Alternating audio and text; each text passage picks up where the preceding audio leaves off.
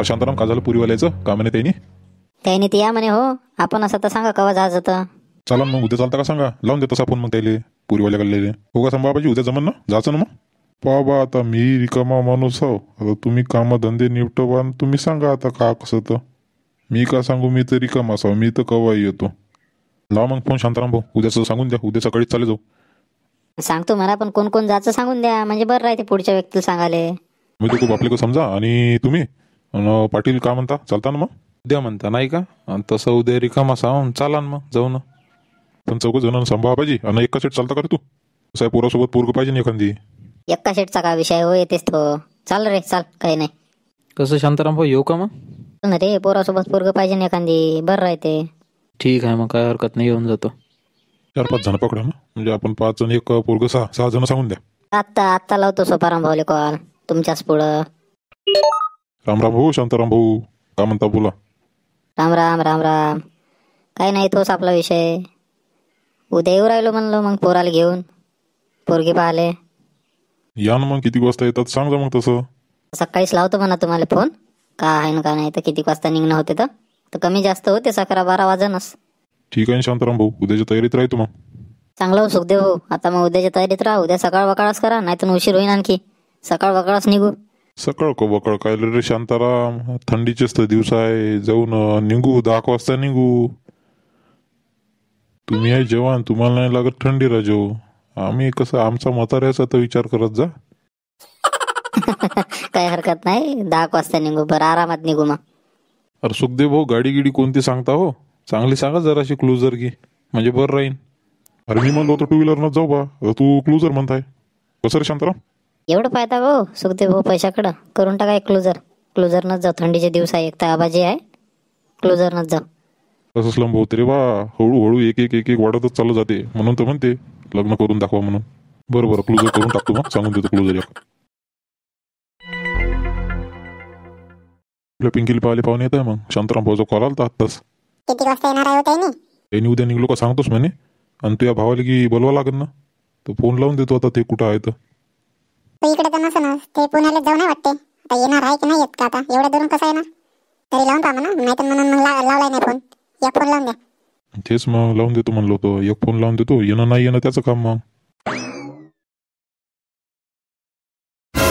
का म्हणते कशी उद्या बदाम पोरगी पाल जाणार आहे म्हणते, असं माहित पडलं बा मला. ना जाणार आहे ना, उद्या सकाळी जाणार आहे वाटते क्लुझरनं. मले चाल म्हणे शांताराम भाऊ. काऊन बे गण्या, एवढा नाराज काऊन आहे तू? ते सोबती कुठे गेला म्हण्या? जाऊ दे, तू त्याचं नावही नको काढू. तू पोरी बाय एखाद्या दिवशी बरबाद होणार आहे. नुसतं कॉलवर बोलत आहे तो. त्याला म्हणलं चाल रे चौकात शेकायला जाऊ. मस्त शेकोटी केली आहे. नाही, आपला मस्त वरत गेला, स्वेटर गिटर लावून मस्त, कानात हेडफोन डुच्चू टाकून मस्त बोलता येईल का? काय नाही रे बा, आजकालचे बोट्टे याच्याचमुळे बरबाद होत आहे रे बा, अर्धे जास्त. अबे वयस काय आहे बे तुमचं आत्तापासून का हे धंदे? तर तुम्ही दोघे जात नाही वाटते, आणि हे ह्याही कामी लागले वाटते आता तुम्ही. असं नाही बाबल्या भाऊ, मी गावात काड्या करतो, पण मी तुला दिसतो का फोनवर बोलताना? पोरीचा नाद नाही आपल्याजवळ. आपण पण त्या मार्गात लागलोच नाही अजून, आणि आपल्याला ते आवडतही नाही.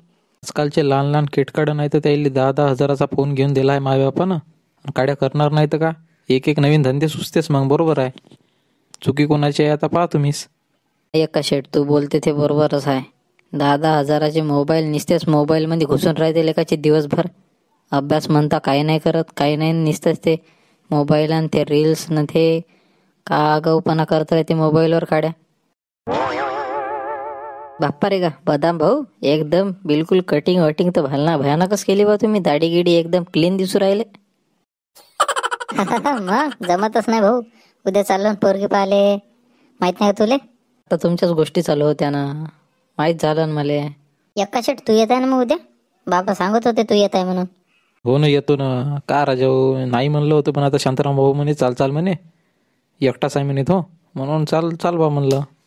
बरं आहे ना, मी कुठे तेवढ्या मोठ्याल्या माणसामध्ये कोणासोबत बोललो रे. बरं झालं तू येत आहे तर, सोबती राहते मला, बरं आहे. अरे गण्या, त्या मामाची ते क्लुझर आहे ना, तर उद्या पाहिजे नव्हते आपल्याला.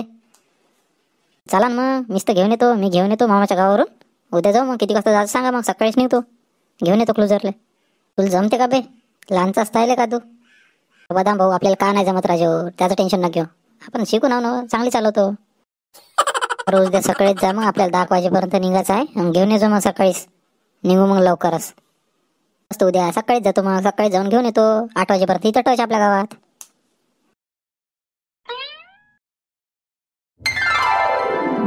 नमस्कार नमस्कार. नमस्कार. येताना काही तकलीफ पाहुणे बुवा शांताराम भाऊ? नाही नाही, तकलीफ गिफ्लीफ कायची हो. चांगला रस्ता गिस्ता चांगला आहे म्हणा तुमच्या गावचा. बरा रस्ता आहे. पण थोडासा एक प्रॉब्लेम होता राजे हो तुमच्या वागद्यात. असं मस्त म्हणजे येतानीच बिलकुल तिथं वास मारे रस्त्यानं. बिलकुल गाव लागतेच रे बा, तो वास मारत होता भयानकच.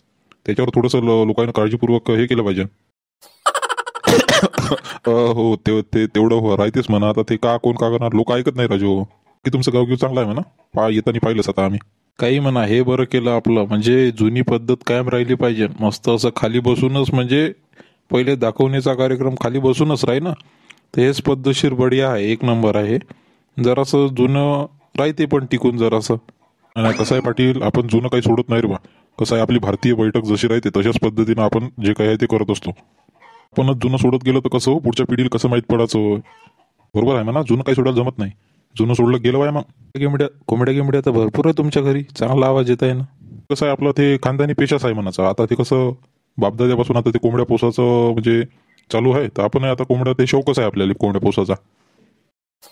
आता पोहे चहा झाले, आता पोरीले बोलून घेतो. काय विचारायचं तर विचारा आता तुम्ही.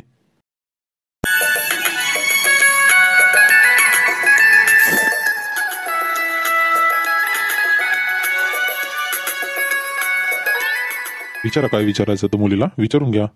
बरं नाव काय बेटा तुझं? पिंकी सोपाराम कानफुके. बाप्पा रे का कानफुके आडनाव? कोणाची फुकली होती रे का? बरं शिक्षण किती झालंय मग तुझं? मी 12वी फेल आहे. झालं चोपराम भाऊ विचारून. आता मुलीला पाठवू शकता. मला की काही मुलीला विचारायचं असेल तर विचारू शकता. नाही नाही, मला काही तेवढं काही विचारायचं नाही आहे. पोरगी एवढी सुपर आहे तर का विचारशील बाबू तू? बरं काही हरकत नाही. मग चोपराम भाऊ निघतो आम्ही आता. हो या. राम राम. राम राम राम.